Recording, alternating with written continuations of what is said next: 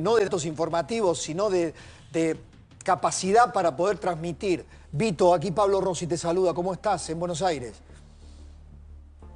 Muy buenas noches, señor Rossi, y muchas gracias por darme la oportunidad de hablar esta noche en su programa. Por favor, Vito. A ver, hemos estado repasando hasta ahora casi todo lo que hemos podido de este día tan extrañísimo, el apagón histórico que ha vivido España. Con un presidente Sánchez, un presidente del gobierno, que ha dicho que simplemente no saben nada, ¿no? Porque esto es lo que se ha dicho después de 10, 12 horas. Contame cómo se está viviendo en este instante la crisis, cuando está retornando poco a poco en algunos lugares la electricidad. Pues en primer lugar me complace anunciarle que hemos recuperado ya, gracias a Dios, más del 65% de la demanda eléctrica ahora mismo en el país, y evidentemente ya muchas ciudades empiezan a recobrar la normalidad, empiezan a recobrar la luz, que es una muy buena noticia porque llevamos desde las 12 de la mañana sin nada de luz, sin nada de electricidad, evidentemente muchísimos comercios sin poder abrir, muchísimas pérdidas económicas, más allá de las efectivamente, por ejemplo, pérdidas en el trabajo, por ejemplo, de taxistas, de funcionarios, de mucha gente que ha estado absolutamente paralizada. Y desde luego que la buena noticia es esa, ¿no? Que ya vamos recobrando y vamos recuperando la normalidad. Pero yo sí que es verdad que quiero decir aquí, señor Rossi, que es que no me parece normal que, sinceramente, en un país europeo haya gente durmiendo a esta hora en cartones en estaciones de tren. Hay gente durmiendo ahora mismo en la estación de Chamartín, una de las más famosas de Madrid, entre cartones, porque no tiene ninguna alternativa de alojamiento. Hay gente también que no ha podido ser atendida en hospitales, que no ha podido ser intervenida quirúrgicamente. Hay gente que ha tenido que andar 4 horas hoy después del trabajo hasta su casa porque no tiene ninguna alternativa, ningún medio de transporte para volver a casa.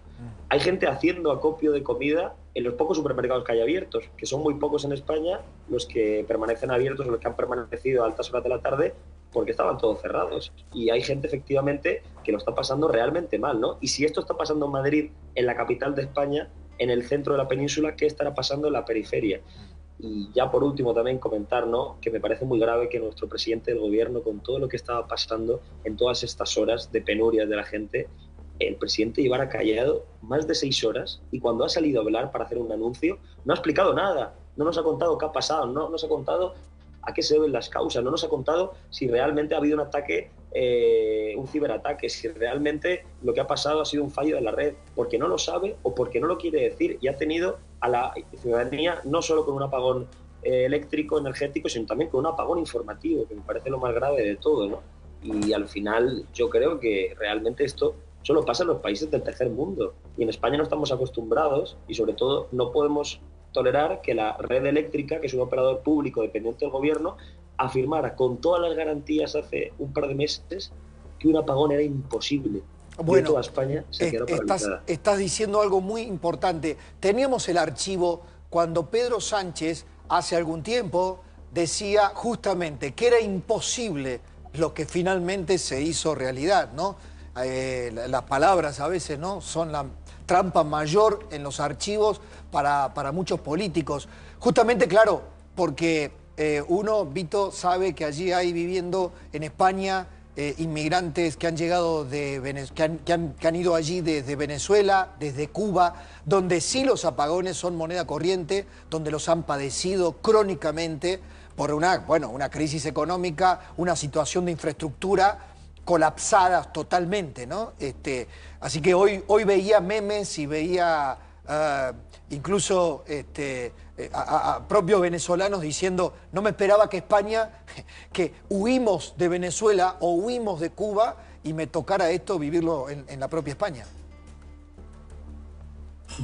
Así es, de hecho hoy justo yo hablando con compañeros de Venezuela me decían que les daba gracia verme a mí y ver a mis compatriotas españoles, porque ellos esto lo vivían semana sí y semana también, y me decían que esto que estábamos sufriendo hoy en España era la representación del kirchnerismo, nada más y nada menos. Sobre todo, ya no porque esto haya pasado, que entiendo que al final son problemas que, bueno, igual se pueden evitar, igual no, ya es la forma de gestionarlos, ¿no? Porque al final el presidente del gobierno es que nos ha tenido desinformados, y la gente estaba muy preocupada porque no sabía qué pasaba. Incluso hay gente que la estación de Atocha, que es la más importante, la estación ferroviaria más importante de España, pensaba que había un atentado, que había una bomba, huían corriendo. Claro. No sabían absolutamente nada. El gobierno no proporcionó información, el gobierno estuvo silente durante 6 horas. Me parece que eso es muy peligroso, muy grave, ¿no? Y sobre todo lo que se dice en países del tercer mundo o en países de Iberoamérica es que esto ellos ya lo han vivido y que tiene muy mala pinta, ¿no? Sobre todo porque como... Sí, dígame. No, simplemente quería mostrarles a los televidentes esta acotación que hacíamos cuando Pedro Sánchez negaba cualquier posibilidad de lo que finalmente ocurrió. El archivo, ¿lo tenés? Ahí está, dale. Dramáticas. No va a haber ni apagones de electricidad, ni racionamiento de bombonas de butano, ni ninguna de esas escenas apocalípticas que evocan en muchas ocasiones la bancada de la derecha y la ultraderecha junto con los medios de comunicación que jalean esas noticias y esos mensajes. No recuerdo, tal vez tú, Vito, puedas contextualizarnos. ¿Cuándo dio ese discurso Sánchez?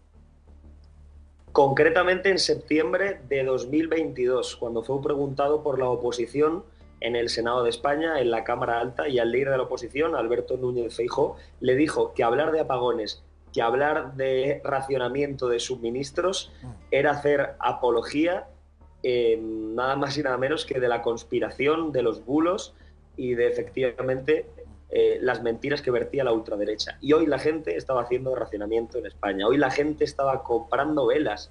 Yo he visto a gente comprar velas de forma absolutamente nerviosa. He visto a gente comprar linternas, pilas. La gente estaba absolutamente preocupada porque no sabía cuánto tiempo podíamos estar así. Claro. Yo he estado todo el día, señor Rossi, se lo digo, sin hablar con mi familia, porque ellos no son de Madrid, viven fuera, viven en la Comunidad Valenciana, y he estado absolutamente incomunicado, no he podido comunicarme con ellos, no he podido saber qué pasaba, si estaban bien, si no. Y a mí lo que me parece al final bastante surrealista es que en España estemos pagando impuestos de país nórdico y tengamos unos servicios de República Centroafricana.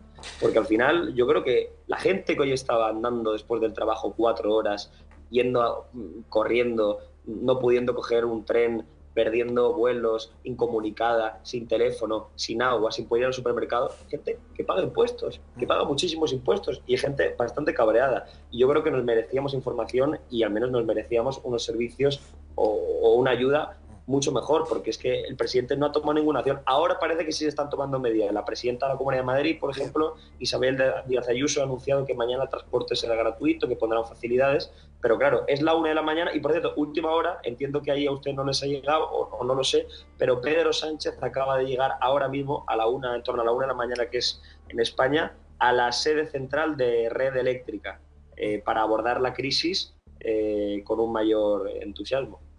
Gracias por tu tiempo, que en estas circunstancias vale doble. Un abrazo, Vito.